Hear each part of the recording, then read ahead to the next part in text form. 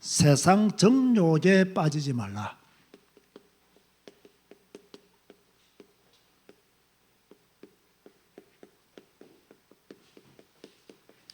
우리는 지금 야고보서를 배우고 있죠.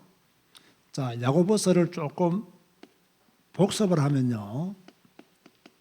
1장은 주로 무슨 내용이었느냐? 시험을 어떻게 이길 것인가? 시험에 대한 성도의 자세가 어떠해야 되느냐? 대답은 무엇입니까? 온전히 기쁘게 여기라 라고 말씀하셨어요. 그 다음에 2장에 들어서면서 무엇이라고 말씀하고 있느냐?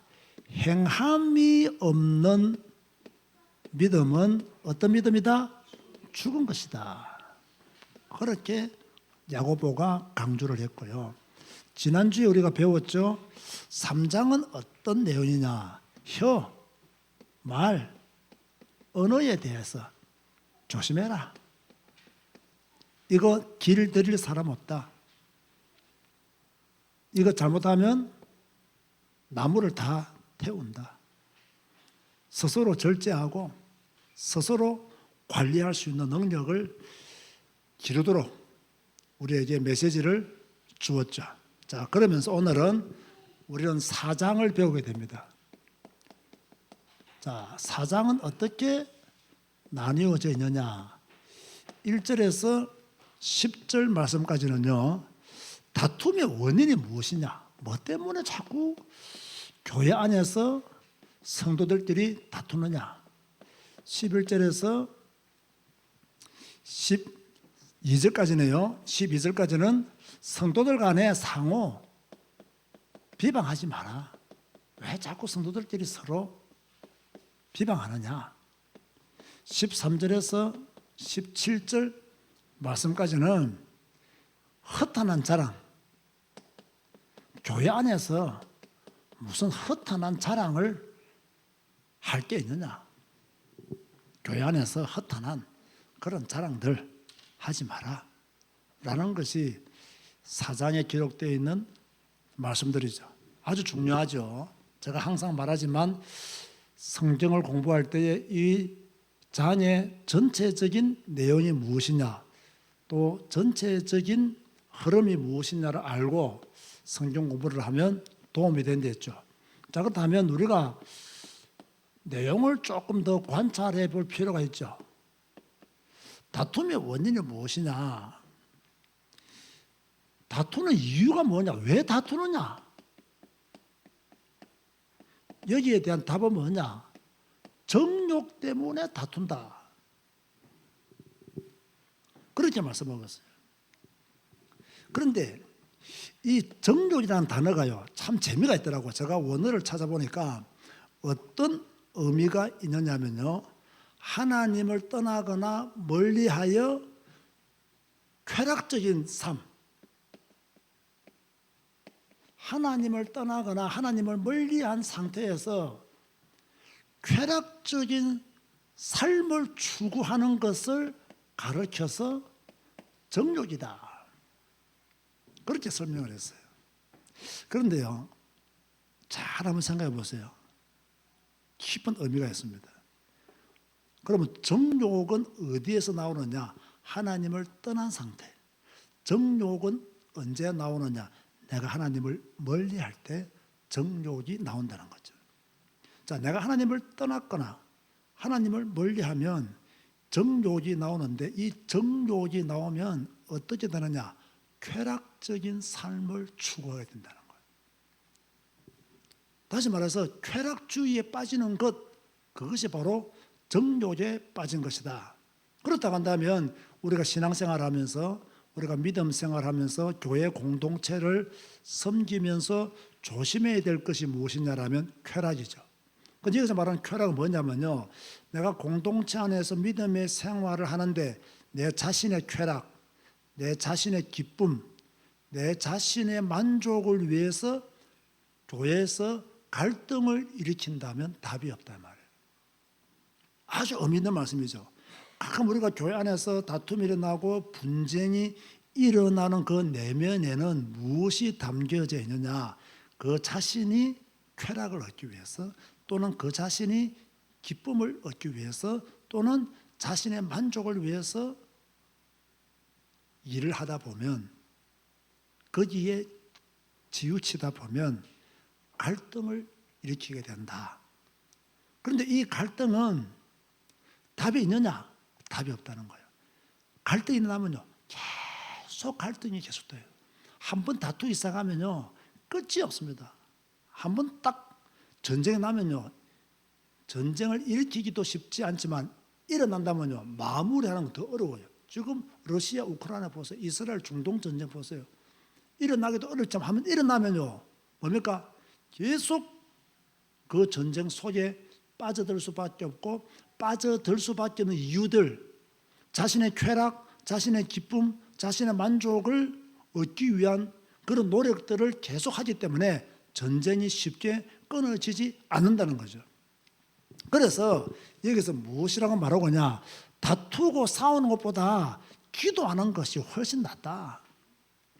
2절에 보면요 너희는 욕심을 내어도 얻지 못하며 쌀이 나며 시기하여도 너희 취하지 못하므로 다투고 싸우는도다. 자, 욕심을 내어도 얻지 못하니까 다투고 싸우는 거예요. 쌀이 나면 시기하여도 취하지 못하니까 다투고 싸우는 거예요. 왜? 자신의 쾌락을 위해서, 자신의 기쁨을 위해서, 자신의 만족을 위해서 계속 다투고 싸우는 거예요. 그러면서 너희가 얻지 못하면 구하지 아니하기 때문이다. 그렇게 말씀하고 있는 거예요. 자, 그러면 왜 살인을 합니까? 이게 아주 우스운 이야기인데요. 자신의 쾌락을 위해서 살인을 한다는 거예요. 자신의 기쁨을 위해서. 자, 뭐 최근에 보니까 뭐 20대 청년에게 뭐 담배를 뭐 밭에서 피우려 했나 뭐 이렇게 이야기했는데 뭐 이렇게 살인을 하려고 했다고 뭐 성공했는지 실패했는지 모르겠지만 그런 일들이 나잖아요. 그것도 알고 보면 그 자신의 쾌락, 자신의 기쁨, 자신의 만족, 자신의 어떤 쾌락과 기쁨과 만족에 대해서 반의하니까 그 반의하는 것에 대해서 반응이 나왔는데 살인을 하려고 했던 그런 태도가 나오게 된 거죠.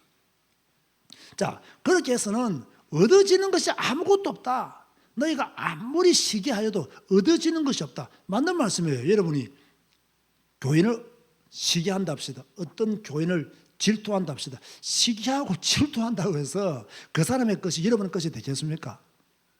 절대로 안 되거든요. 그런데 미련하게 계속 시기하고 질투합니다. 끝없이 시기하고 질투합니다. 한 번 딱 시기와 질투심이 들어오면요 나갈 줄을 몰라요. 계속합니다. 한 번 딱 의심하잖아요. 나갈 줄을 모른다니까요. 계속해요. 그런데 뭡니까? 차라리 그렇게 하는 것보다 기도하는 것이 훨씬 낫다. 왜? 기도하면 응답 오지 않느냐? 너희가 살인하며 시기하여도 너희 취하지 못하지만 기도하면 응답 온다. 너희가 욕심을 내어도 얻지 못하지만 기도하면 응답 온다. 단 잘못된 기도하지 마라. 그러면 잘못된 기도가 뭐냐? 자신의 정욕을 위해서 구하는 기도는 잘못된 구하다. 그래서 3절에 보면요 구하여도 받지 못하면 정욕으로 쓰려고 잘못 구하기 때문이다. 그렇게 말씀하고 있는 거예요. 자, 여러분의 기도 생활을 한번 잘 한번 보세요. 우리의 기도 생활을 한번 점검해 보자니까요. 우리가 참 기도하는 내용들을 잘 보면 하나님의 나라와 그의 의를 위해서 기도하기보다는 내 나라와 나의 의를 위해서 기도하는 내용들이 훨씬 더 많습니다.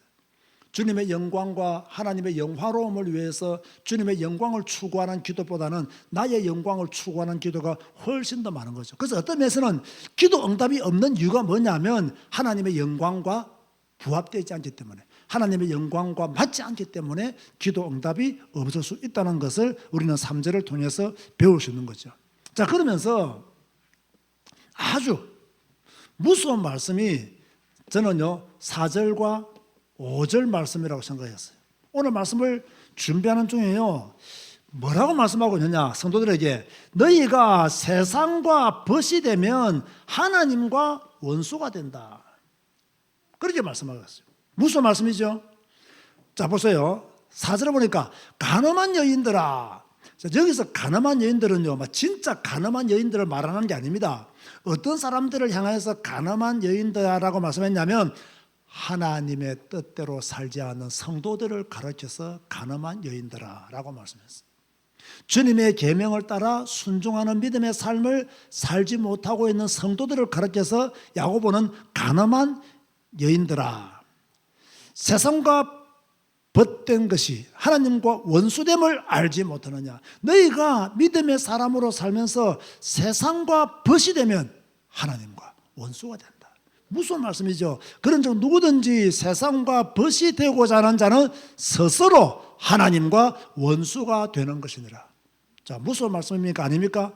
우리는 어떻게 하든지 세상과 벗이 되어서 세상 속에 속해서 세상 것 누리면서 세상적인 뭡니까? 뭔가에 취해서 그렇게 살고자 하는 욕구들이 있는데 야고보는 분명히 말합니다. 성도들이 세상과 벗된 것은 하나님과 원수가 된다. 그런데 이 말씀을 잘 한번 생각해 보세요. 맞아요, 틀려요? 맞는 말씀이죠. 세상과 벗되면 하나님과 원수가 되는 거예요. 하나님의 백성들이 하나님의 신부로서 지켜야 될 언약의 말씀을 저버린다면 그 사람은 가늠한 여자다. 세상과 벗된 성도가 가늠한 여자다. 세상과 벗되면 하나님과 원수가 된다.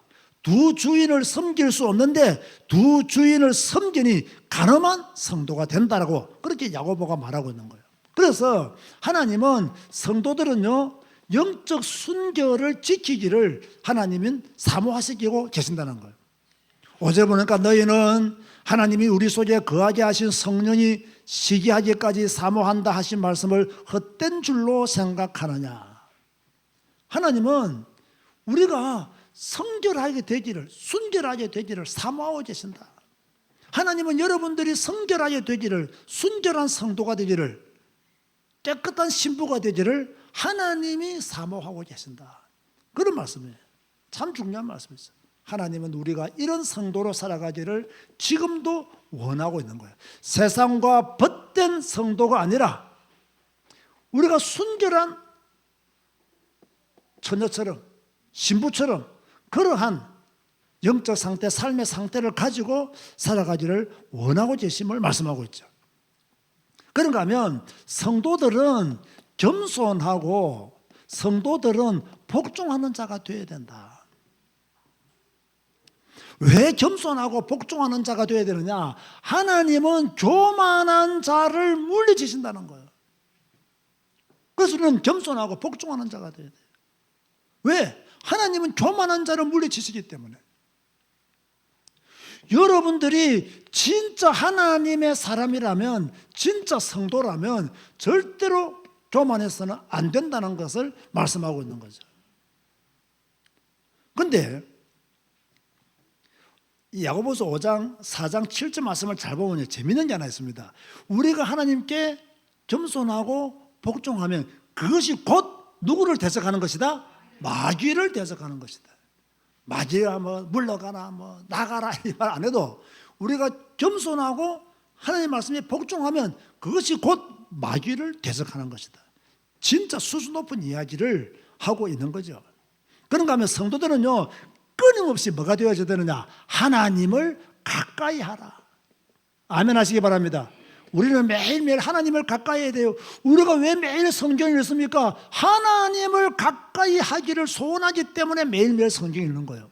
우리가 왜 매일매일 성경 공부합니까? 왜 우리가 퀴즈까지 풀면서 그렇게 성경을 공부하고 있습니까? 하나님을 가까이 해야 돼요. 여러분, 하나님을 가까이 하지 않으면 세상과 벗이 돼요. 세상과 벗이 되면 하나님과 원수가 돼요. 성도들은 순결을 지켜야 되기 때문에 하나님이 우리가 순결하기를 사모하시기 때문에 교만하면 안 돼요. 겸손하고 복종하는 자가 되어야 돼요. 우리는 특별히 하나님을 가까이 하는 자가 되어야 된다. 날마다 하나님을 가까이 하는 자로 살아가야 되는. 그래서 8절 말씀에 이렇게 기록하고 있죠. 다 같이 한번 큰 소리 읽어봅시다. 시작. 하나님을 가까이 하라. 그리하면 너희를 가까이 하시리라. 죄인들아 손을 깨끗이 하라. 두 마음을 품은 자들아 마음을 성결하게 하라. 한 번 더 읽겠습니다. 시작.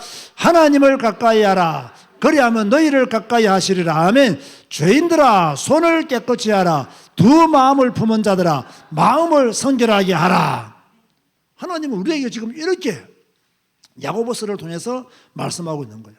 그런가 하면 이 야고보서를 통해서 또 말씀하고 있는 뭐냐? 성도는 죄에 대해서 슬퍼하고 이 죄에 대해서 애통하는 마음을 가져야 된다. 참 하나님의 사람은요 이런 사람이 돼야 돼요. 죄에 대해서 슬퍼해야 돼요. 죄에 대해서 애통하는 마음을 가져야 돼요. 그 사람이 하나님의 사람이죠. 그죠? 그 사람이 하나님의 사람. 내가 죄에 대해서 참 슬퍼하고 내 죄에 대해서 마음을 참 아파하면서 회개하고 애통하는 마음을 가지는 거예요. 그게 성도가 가져야 될 영적 자세요, 마음의 자세다. 그렇게 말을 해야 돼요. 다시 말합니다. 영적인 문제라고 면죄부를 주면 된다, 안 된다? 안 된다라는 거예요. 그런 것들이 우리 주위에서 일어나고 있는 거예요. 사람은 다 부족하고 영적인 문제가 있다. 그 사람이 그렇게 한 것은 영적인 문제 때문이다. 면죄부를 다 줘버려요. 그러면 어떻게 됩니까?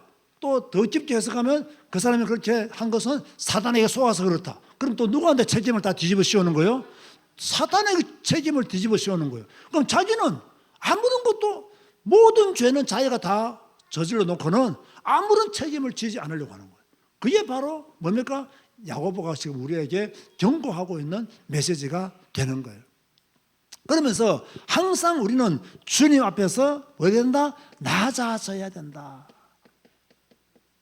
그러면 하나님이 우리를 높이신다. 그러니까 우리는 겸손해야 될 이유가 있는 거죠. 주님이 나를 높이니까. 내가 나를 높이지 않아도 주님이 나를 높이니까.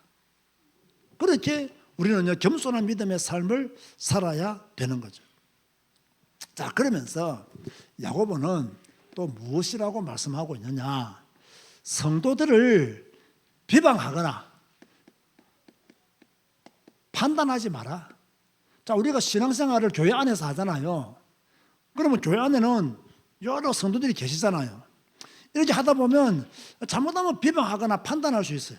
그런데 이거 두 가지를 우리가 한번 비방하거나 판단하면 안 되는 이유를 제가 설명해 볼게요. 형제를 이렇게 우리가 비방하거나 판단하는 것은 무엇을 범한 죄에 해당하느냐? 율법을 범한 죄에 해당된다는 거예요. 자, 여러분 이 말씀 이해됩니까? 왜 형제를 비판하고 판단하는 것이 율법을 어기는 죄가 되느냐? 그 이유를 아시는 분? 왜 형제를 비판하고 비방하는데 이것이 율법을 어기는 죄가 되느냐? 뭐 때문에 그럴까요? 자, 성경을 딱 요약하면 하나님 사랑, 이웃 사랑이잖아요. 여기에 걸린다는 거예요. 형제를 사랑하라는 그 율법의 말씀에 걸린다는 거예요. 형제를 비방하거나 형제를 판단하면 형제를 사랑하라, 이웃을 사랑하라는 하나님의 말씀에 걸린다는 거예요. 그래서 율법을 어기는 것이다. 이런 깊은 뜻이 있는 거예요. 자, 우리가 사랑한다는 것은요, 그 사람에게 부족한 점이 보여요. 그 사람에게 연약한 점이 보여요. 그것까지도 인내하면서 사랑하는 거예요. 그게 진짜 사랑이잖아요. 자, 왜 부부가 이혼을 합니까? 이게 안 되기 때문에 이혼을 하는 거예요. 그런데 이거 없는 부부가 어디 있겠어요? 그런데 이거 되는 부부는 함께 사는 거예요. 그 사랑이라는 것은 그런 거라는 거예요. 부족한 것이 보여요. 아유, 참 모자라는 것이 보여요. 그래도 그 사람을 사랑하는 거예요. 자, 그런 경지까지 올라가야 되는 거죠. 그런가 하면 두 번째로 왜 형제를 비방하거나 판단하지 말라고 했느냐? 오늘 본문을 잘 보면요, 이것은 네가 하나님의 자리에 앉는 것이라는 거예요. 오늘 성경 잘 보면요, 12절 말씀 보면요, 그런 말씀의 의미예요. 하나님만이 인간을 구원하시기도 하고 하나님이 인간을 멸하시기도 하잖아요. 그런데 네가 형제를 비판하고 정죄하고 손가락 쥔다 한다면 너는 누구냐는 거지. 네가 하나님이냐 이 말이에요. 그 재판관이 되지 말라는 거예요. 판단자가 되지 말라는 거예요. 이웃을 판단하지 말라는 거예요. 다시 말합니다. 성도를 왜 비방하거나 판단하면 안 된다? 판단하고 비방하면 뭘 어기는 것이다? 율법을 어기는 것이다. 형제를 비방하거나 판단하면 안 된다. 두 번째 이유가 뭐라고요? 하나님의 자리에 앉는 것이다. 그래서 비방하지 말고 비판하지 마라. 오늘 말씀이 잘 들려지기를 바랍니다. 다섯 번째로는요, 허탄한 자랑을 하지 마라. 그렇게 말씀하고 있어요. 왜 허탄한 자랑을 하지 말라라고 말씀하고 있냐. 13절 16절 보면요, 제가 그냥 읽어드릴게요. 왜 허탄한 자랑을 하지 말아요? 첫 번째, 사람은 잠깐 보이다가 사라지는 안개다.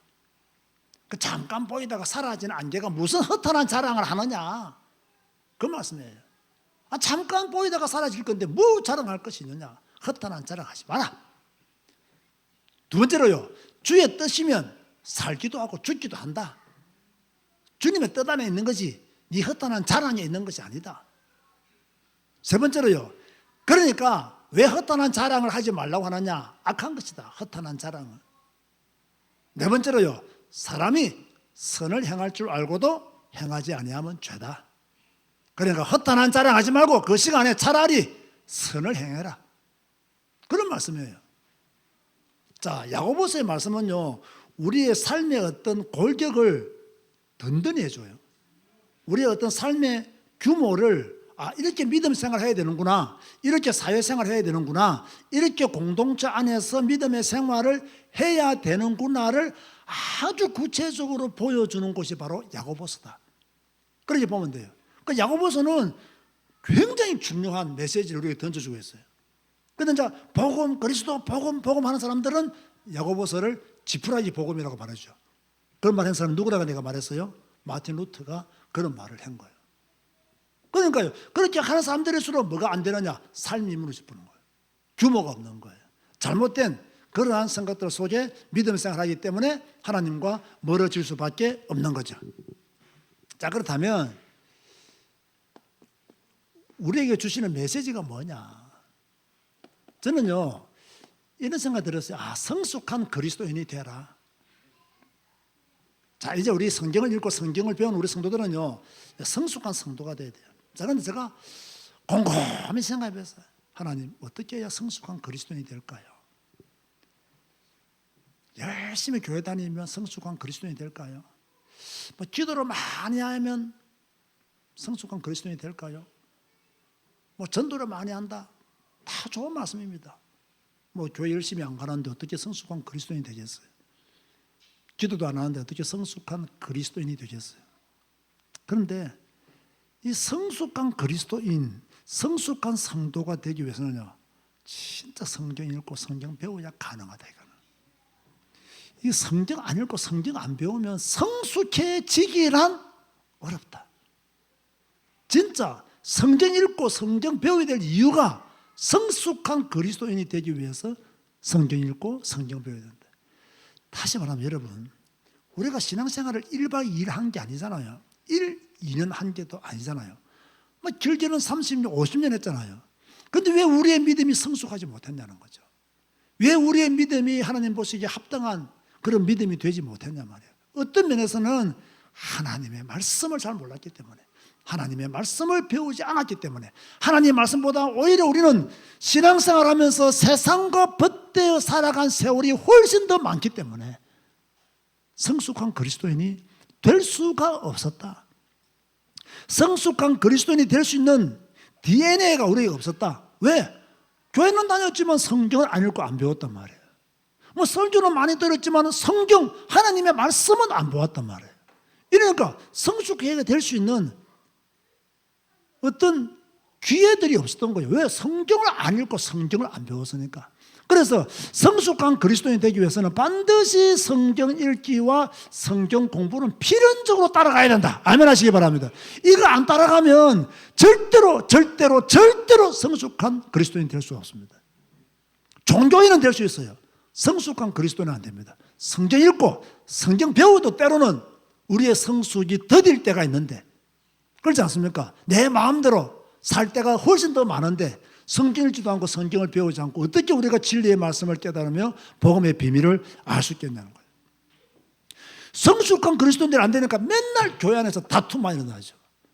교회 안에서 갈등만 생기죠. 그렇죠? 두 사람이 싸우면요, 두 사람 다 상처와 분노밖에 없어요. 화해가 없어요. 왜? 성숙하지 못하기 때문에. 저는 싸울 수 있다고 봅니다. 그러나 성숙한 사람들은 화해도 성숙하게 하잖아요. 그런데 미숙한 사람들은 뭡니까? 화해를 못해요. 그러니까 교회 안에서 성숙한 그리스도인들이 많아야 교회가 평화한 거예요. 교회가 화평한 거예요. 그런데 미성숙한 그리스도인들이 많으면 교회는 다툼과 싸움에서 뭡니까? 조용한 날이 없는 거예요. 우리 제자교회 언택트 교회는 성숙한 그리스도인들이 모인 교회가 되어야 될 줄로 믿습니다. 두 번째로요, 우리는 지금 세상에 살잖아요. 그러나 우리는요, 하나님께 속한 사람이 되어야 돼요. 아멘 하시기 바랍니다. 우리가 세상에 살고 있는데 그냥 세상과 벗하여 사는 하나님과 원수된 사람이 아니라 세상 속에 살지만 하나님과 원수되지 말고 세상과 오히려 원수되라. 세상의 것 쾌락을 즐기려고 하지 말고 정욕을 이루려고 세상의 삶을 살지 말고 하나님께 속한 자로 믿음의 삶을 살아야 된다. 이것을 갈망하시기 바랍니다. 내가 하나님의 사람으로 살아야 되겠다. 갈망해야 됩니다. 갈망하지 않으면요, 일어날 수 있는 일은 아무것도 없습니다. 진짜 하나님을 갈망해야 돼요. 그리고 우리는 어떤 성도가 되어야 되느냐? 100% 겸손하고 복종하는 성도가 되어야 된다. 이게 자체가 마귀를 뭐 하는 것이다? 대적하는 것이다.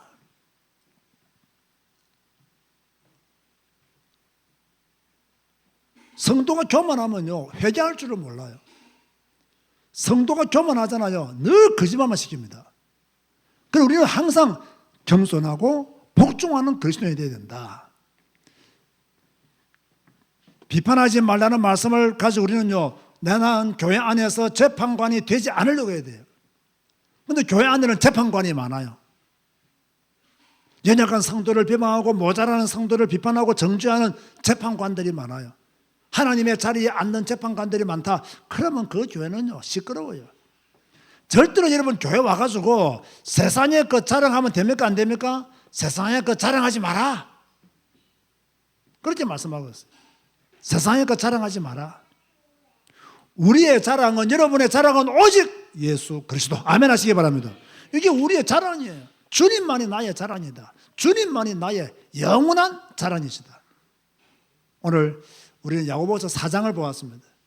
참 시간이 많으면 구체적으로 다 설명해야 되는데 이제 또 9시에 성경 읽기 방송도 있고 또 이제 우리 교회 성도들은 탁탁 하나씩만 던져도 어떤 깊이를 알아들을 수 있는 수준까지 왔다라고 저는 보기 때문에 간단하게 핵심되는 내용만 여러분에게 알려드렸습니다. 오늘 제목이 무엇입니까? 세상 정욕에 빠지지 마라. 기도하시겠습니다. 주님 감사합니다. 오늘도 야고보서를 통해서 하나님의 음성을 듣게 하시니 감사합니다. 주님, 성숙한 그리스도인이 되기를 원합니다. 성경 읽고 성경 배워서 주님이 원하는 믿음의 삶을 살기를 원하오니 주의 은혜를 허락하시고 우리가 그 은혜를 사모하게 하여 주옵소서. 세상에 살지만 하나님께 속한 자가 되게 하시고 겸손하고 복종하는 믿음의 삶을 살게 하여 주옵시며 교회 안에서 재판관이 되지 말게 하여 주옵시며 세상에 헛된 것 자랑하지 아니하고 오직 주님만 자랑하는 저희들 되게 하여 주옵소서. 예수님의 이름으로 기도드리옵나이다. 아멘.